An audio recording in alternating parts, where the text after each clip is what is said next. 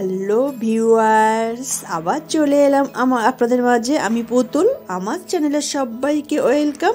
তো দেখুন আজকে আমি কি রেসিপি নিয়ে চলে এসেছি।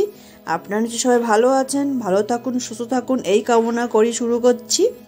হ্যাঁ, আজকে আমি আপনাদের বানিয়ে দেখাবো ছোট মাছ হাতে মেখে কিভাবে বানাতে হয়। তো দেখুন প্রথমে মাছগুলো ভালো করে ধুয়ে নিয়েছি। আর এখানে আমি একটা আলু লম্বা লম্বা করে কেটে নিলাম, বড় আলু আছে আমার, লম্বা লম্বা করে কেটে নিয়েছি। আর দিয়ে দিলাম 1 বাটি পেঁয়াজ, এটা 2টো পেঁয়াজ আছে কুচিয়ে নিয়েছি। আর দিয়ে দিয়েছি আমি 5-6টা কাঁচা পাকা লঙ্কা মিলিয়ে নিয়ে দু ভাগ করে দিয়ে দিলাম। আর দিয়ে দিচ্ছি 2টো টমেটো, 1 চামচ লবণ দিয়ে দেবো।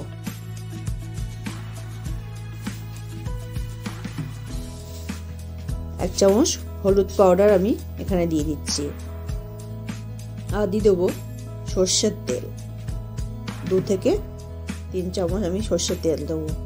এখন ভালো করে আমি এটা মেখে নেব। এটা যেমনই কাঁচা ভালো লাগে, এটা কিন্তু ভাজা করলে কিন্তু ততটা ভালো লাগে না। কাঁচা মেখে এভাবে একবার আপনারা বানিয়ে দেখবেন, আশা করি আপনাদের সবারই ভালো লাগবে। 1 থালা ভাত নিমেষেই শেষ হয়ে যাবে। তো দেখুন এভাবে আমি টমেটোটা ভালো করে একটু হাতে ডলে ডলে নিচ্ছি। পেঁয়াজটা নিয়ে ভালো করে আমি মাছ সব আলু পেঁয়াজ সঙ্গে ভালো করে মেখে নেব। এভাবে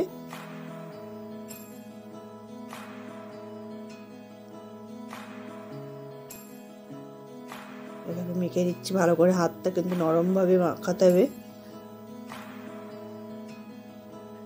তো মাখা আমার কমপ্লিট। এদিকে আমি একটা কড়াই বসিয়েছি, 2 চামচ তেল দিয়ে দিলাম, 1/2 চামচ কালো জিরে দিয়ে দিলাম, দিয়ে কড়াই তেলটা চারিদিকে করে দেব। দিয়ে এখন আমি এই মাখা মাছটা আমি কড়াইয়ের মধ্যে দিয়ে দিচ্ছি। দিয়ে এখানে আমি এই প্লেটটা ধুয়ে জলটাও আমি দিয়ে দেব।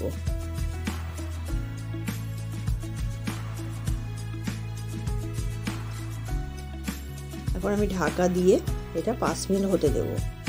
দেখুন আমার কিন্তু অনেকটাই জল বার হয়েছে। এভাবে একটু নাড়াচাড়া করে দেব।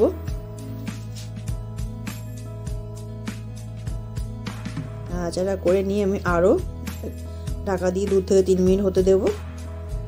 এর সুন্দর কিন্তু একটা ফ্লেভার বার হয়েছে। আর একটু নাড়াচাড়া করে দিচ্ছি।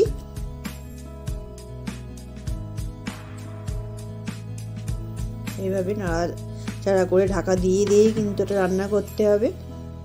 দেখুন ঢাকা খুলে আমি একটু নাড়াচাড়া করে দেবো যাতে তলায় না লেগে যায়।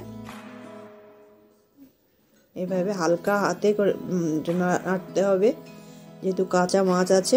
এখানে আমি পেঁয়াজ পাতা, এখন তো পেঁয়াজ পাতা পাওয়া যায় না, তো পেঁয়াজের অনেক যে পাতা ছোটো ছোটো পাতা হয় না, সেইগুলো আমি কিন্তু ফেলিনি।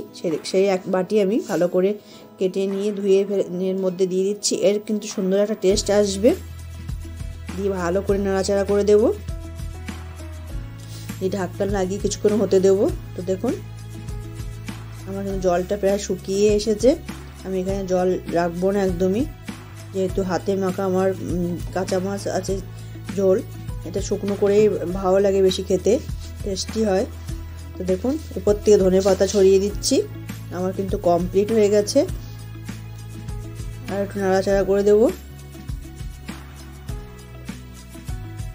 একদমই কিন্তু ঝোল নেই, শুকনো শুকনো থাকবে এটা। এইভাবে নাড়াচাড়া করে আমি গ্যাস অফ করে দেব। ঢাকা দিয়ে 5 মিনিট এটা রেখে দেব, তারপরে কিন্তু সার্ভ করব। দেখুন গরম গরম আমার হাতের মাখা বাটি আমার মাছের চচ্চড়ি কিন্তু রেডি হয়ে গেছে। কেমন হয়েছে? ভালো হলে অবশ্যই পাশে থাকবেন। দেখার আগে একটা লাইক দিয়ে দেখবেন। যে বন্ধু আমার পাশে প্রথম থেকে আছেন তাকে